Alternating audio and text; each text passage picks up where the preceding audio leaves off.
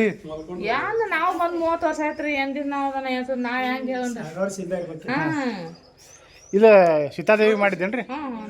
ಉತ್ಸವಗಳು ಆಗ್ತಾವೇನಮ್ಮ ಏನ್ರಿ ಶಿವರಾತ್ರಿ ಹಬ್ಬ ಮಾಡ್ತಾರೆ ಉಗಾದಿ ಮಾಡ್ತಾರೆ ದೇವಿ ತೀರ್ಥ ಅಂತ ಯಾಕೆ ಕರಿತಾರಲ್ರಿ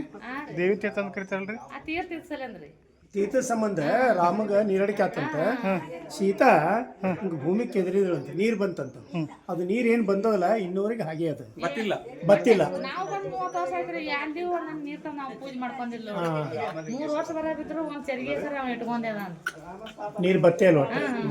ಅದೇ ನೀರು ಅಭಿಷೇಕ ಅದೇ ನೀರು ರೀ ಅವ್ನಿಗೆ ಅದು ಬೀಳ್ತಾ ಇಲ್ಲಲ್ಲ ನೀರು ನೋಡೋದು ಇಲ್ರಿ ಬೆಳಕತ್ತದ ಕೋಲೆ ಯಾಕೆ ಹಾಕಿರಿ ಅದಕ್ಕೊಂದು ಹಾಕ್ಯಾರಿ